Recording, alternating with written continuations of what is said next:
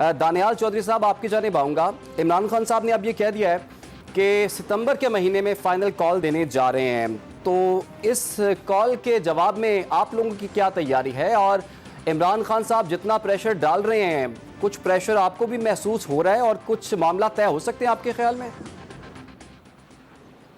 बिस्मिल्लाहिर्रहमानिर्रहीम। देखिए इमरान साहब, पहले तो जहाँ तक बात है डेडलाइन देने की, तो मेरे ख्याल से आप शायद भूल रहे हैं कि डेडलाइन पहले भी दे चुके हैं। ये डेडलाइन पहले भी हो चुकी है और डी चौक से वापस जाना पड़ गया, और डी चौक तक पहुँचे नहीं बल्कि उससे पहले वापस जाना पड़ गया। तो सो बिस्मिल्लाह, ये दें और करें जिस तरह as he wants to do.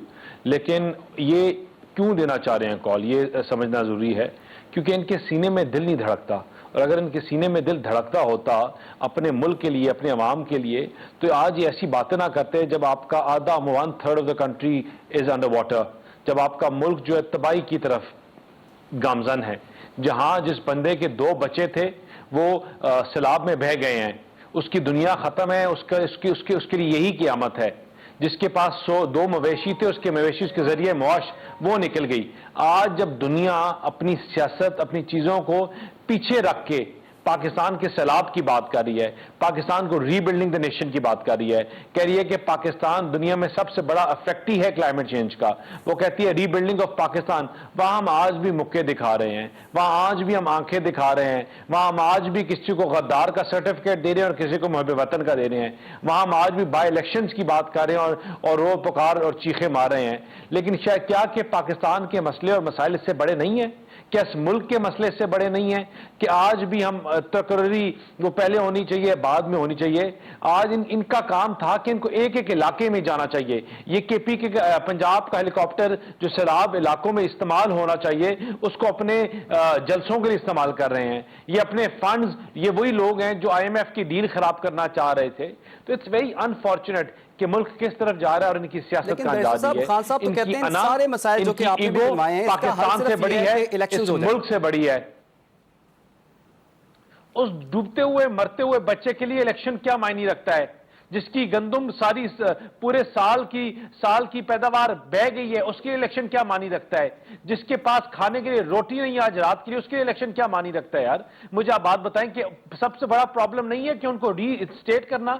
मुझे बताएं कि जब 1/3 मुल्क डूबा हुआ है तो वो कैसे आके वोट डालेंगे? वो कैसे अपना इसको, क्या उनके लिए इलेक्शन एक प्रायोरिटी है भी? क्या उनके लिए प्रायोरिटी लिस्ट में अपने बच्चों, अपनी औलाद को खाना देना है, अपनी बीमार बीवी का इलाज करवाना है, उस बच्चे को जिसको 50 बीमारियां लग गई हैं गंदे पानी से? वो है ये इलेक्शन है? ये इस बंदे की अना ईगो इतनी बड़ी है कि पूरा मुल्क डुबा दे। इसकी अना अगर सेटिस्फाई ना हो तो ये कुछ नहीं करेगा। इसके साथ जो बंदे चलते रहे, उन्होंने उसको जो बंदा पाकिस्तान से बढ़ के, अपने मुल्क से बढ़ के अपनी जातियात को और अपनी सियासत को रखता है, क्या वो मुहिब वतन हो सकता है? इनकी एक स्टेटमेंट से पूरी आपकी एक एयरलाइंस तबाह हो गई, इनकी एक स्टेटमेंट से पूरा मुल्क की मैशत तबाह होगी। जो आज मुल्क की मैशत का हाल है, इसमें हमने क्या किया है? ये 3 अरब में ये मुल्क को बेच के आए थे, पूरे मुल्क का सौदा करके आ गए थे, और आज गरीब बंदे को भुगतना पड़ रहा है। ये बिजली के सर्फिन जो आपको चार्जेस डाल रहे हैं, ये वादे करके आए थे, ये डील्स करके आए थे, ये नेगोशिएट करके आए थे। इल्जाम ये है कि आपकी गवर्नमेंट लेजिटिमेट नहीं है और इन मसाइल से नहीं निपट सकती। इमरान साहब, मैं आपको बात बताता हूं, जब इनकी पिछली हुकूमत, इनको पता था पार्लियामेंट से हमारी छुट्टी हो जाएगी, तो ये बाहर से अमेरिकी खत ले आए, कहा अमेरिका की साजिश है। अब इनको पता है कि इनकी छुट्टी हो रही है हर चीज से, तो एक नया ने फितना शुरू कर दिया है। सिवाय फितना, झूठ, इनकी ना कोई पॉलिटिक्स है, ना इनकी कोई पॉलिटिकल कोई स्टेचर है।